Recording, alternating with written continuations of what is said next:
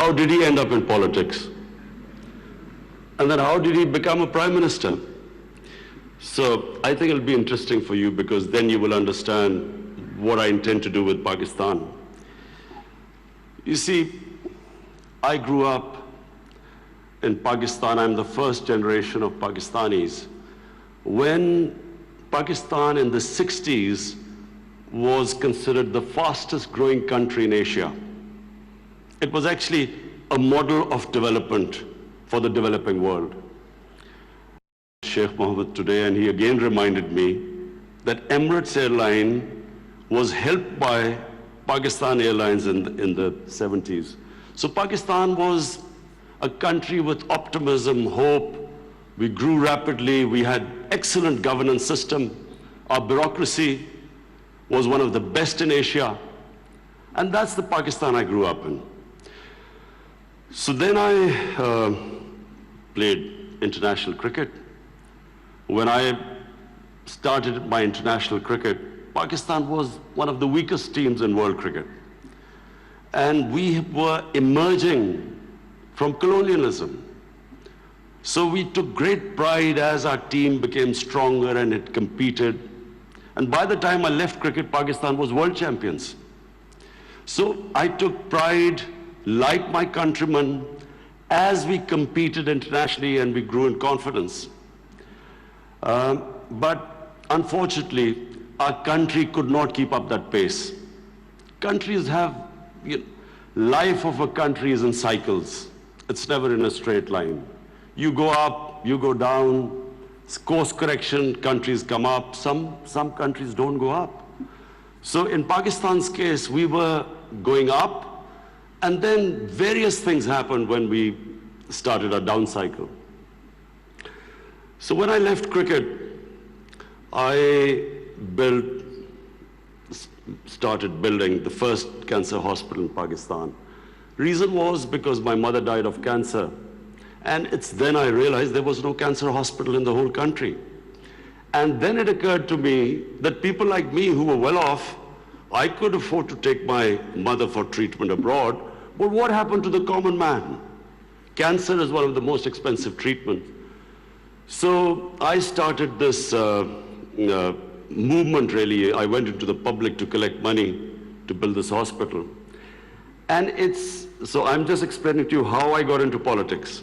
So one was cricket, watching our country go up as a cricketing nation, the pride that we could compete internationally and become world champions. Second was this cancer hospital. When I went to the public to collect money, I realized that our people are very generous and strong. Poorest of the poor people supported me. And I did what no one ever thought would happen, is that from public, I eventually collected money and built the hospital. And not just that I built it. It's a cancer hospital where 80% of patients get free treatment. Cancer treatment is one of the most expensive treatments. So then first I built it, and then to run the hospital, I again went to the people. And so it is the only private cancer hospital in the world which treats 80% people free, because it's the people who donate to the hospital. They built it, they run it.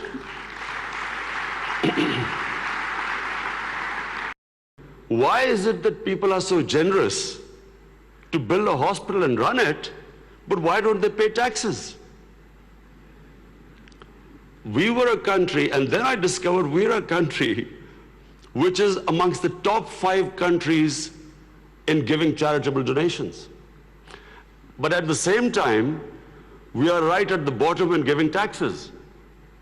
And the reason was that people did not trust the government. They thought that their taxes were wasted by the government. It was spent on the lavish lifestyle of the ruling elite. So why would people pay taxes? And of course, then the levels of corruption, because corruption is basically stealing taxpayers' money. But there was a third reason why I ended up in politics.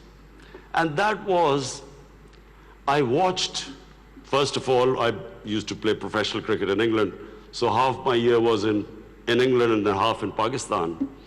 And I saw how a developed country, how the institutions worked, why they went ahead, how the governments were accountable, how there was meritocracy, and above all, how there was human development, the money spent on human beings. So I could compare what was going on in Western countries, and then I could see what was happening in our own country. But then I also saw other countries develop, and one of them was UAE. I used to play cricket. And secondly, there was justice, rule of law. These were the two main things. And the third thing, the Prophet of Islam, peace be upon him, made seeking knowledge a sacred duty. The word was that even if you have to go to China to seek knowledge, you must. Those days going to China meant not coming back. So the emphasis on seeking knowledge. For the next 700 years, all top scientists were Muslims. And that was the state of Medina. It laid that foundation. And then the way minorities, other religious people were treated. The Prophet signed famous, the Misaq-e-Medina. There's still a letter in St. Catherine's Church which was signed with the Christians that your places of worship will be, till the end of time, they will be protected by Muslims. Secondly, that no forcible conversions would be in Islam. Thirdly, the Prophet's last sermon, it is a charter of human rights. It's about how human beings are equal. So it was a humane state created, rule of law, emphasis on education, that led to the growth of Muslim civilization. So this is, in Pakistan, we want the same basis of our state. The rise of what I believe, the way our country will rise, it will go back to those principles. We must, number one, have rule of law, everyone equal before the law. State must be accountable. We must have a welfare state where the state must take responsibility of its poor people. Half our population is on the poverty line or just above, and